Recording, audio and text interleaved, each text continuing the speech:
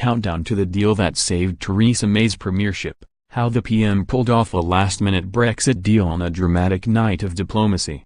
It was a dramatic night of shuttle diplomacy that capped off an extraordinary political week, even by the standards of life at Westminster. Theresa May had been warned by the EU that she effectively had until midnight on Sunday to salvage an agreement or face a long delay in starting Brexit trade talks. So late on Thursday, the Prime Minister raced against the clock to get a last-minute deal on the table and agreed by all sides in time for a critical EU summit next week. Incredibly, the No 10 staff Christmas party was going on around her as she worked to secure the breakthrough. Once the final details of the deal had been hammered out and the PM had grabbed only a couple of hours of sleep, she caught a pre-dawn flight to Brussels. Here Theresa Brown describes how a week of drama unfolded. Sunday, December 3rd. Speculation that a deal is imminent mounts as Mrs. May prepares to meet European Commission President Jean-Claude Juncker and EU Council President Donald Tusk for crunch talks in Brussels. Monday, the PM travels to Brussels ahead of a lunch with Mr. Juncker and chief EU Brexit negotiator Michel Barnier. Government sources play down the prospect of a deal, describing the meeting as a staging post ahead of a summit of EU leaders the following week. The deal is necessary for talks to move to the next stage where both sides can begin negotiations on a trade deal. A spokesman insists there are plenty of discussions still to go before a deal is struck. But EU officials brief that a deal is imminent, in what is seen as an attempt to bounce Mrs. May into a quick agreement. Mr. Juncker meets Ireland's Prime Minister, Leo Varadkar, minutes before meeting Mrs. May, amid reports of a major compromise to ensure there is no hard Irish border, a key demand by Dublin. Mr. Tusk then fuels hopes of a deal when he says the two sides are getting closer. 11 a.m., however, things start to unravel when details of a draft deal are leaked to the Irish media. Philippe Lamberts, a Green MEP from Belgium, tells reporters that he's seen a 15-page joint statement and Britain has accepted the reality of their situation.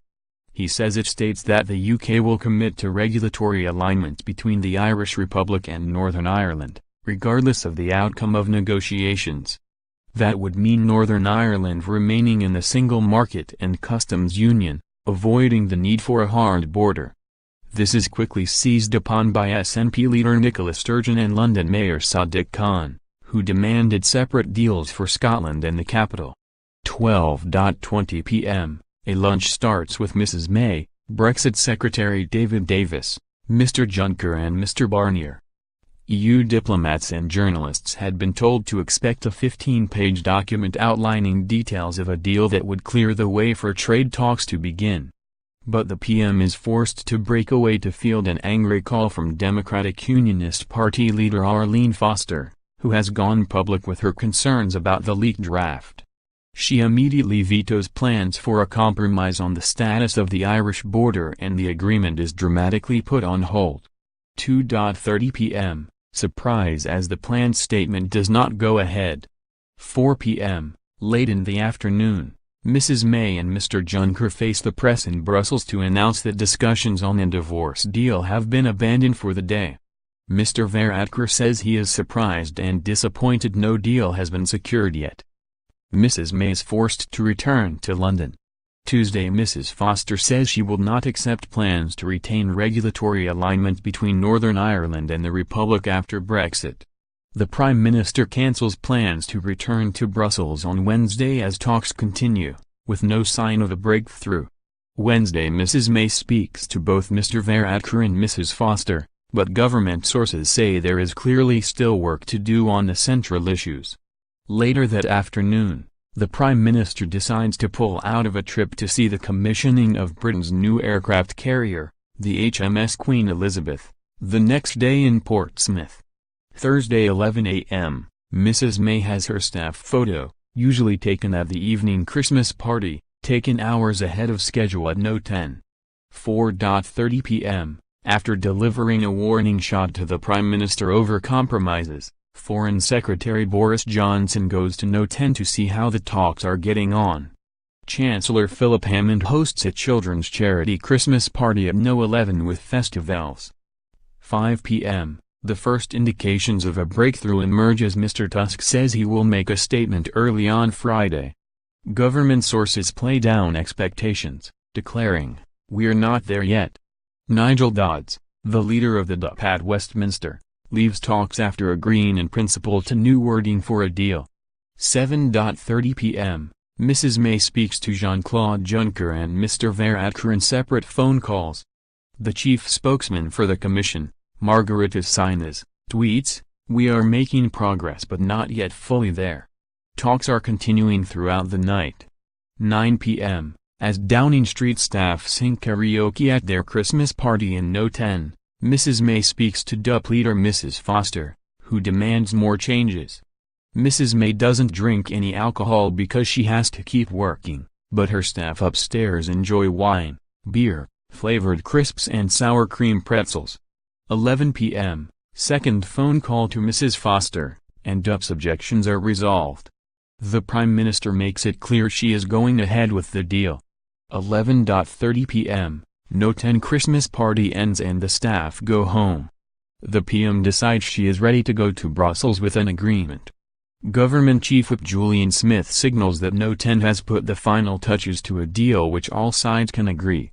He tweets, "Theresa has worked tirelessly this week to try to move EU negotiations on to the next stage in the national interest."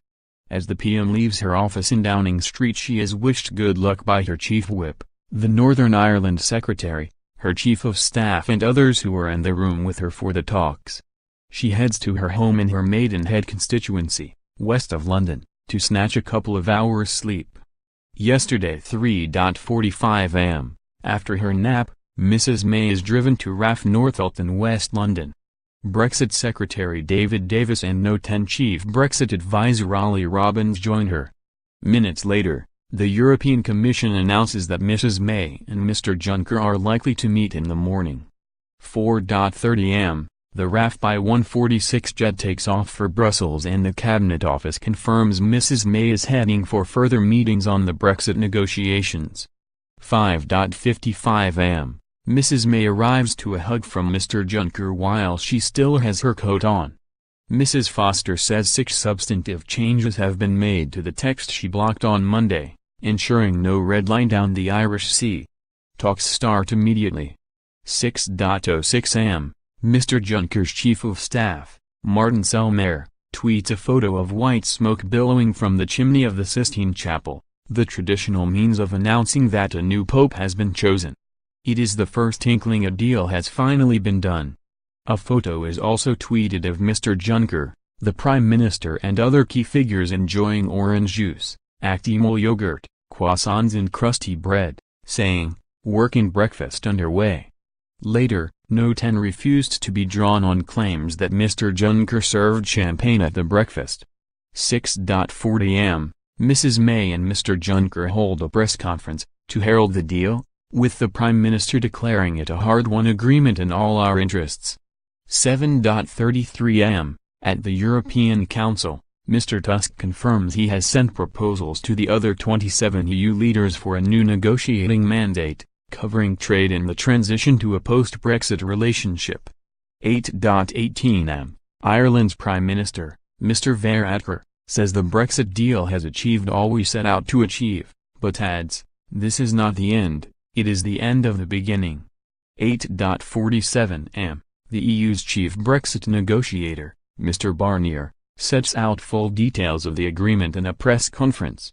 9:30 am, Mrs. May arrives back in her constituency. She goes on to attend a dementia charity event and holds other meetings.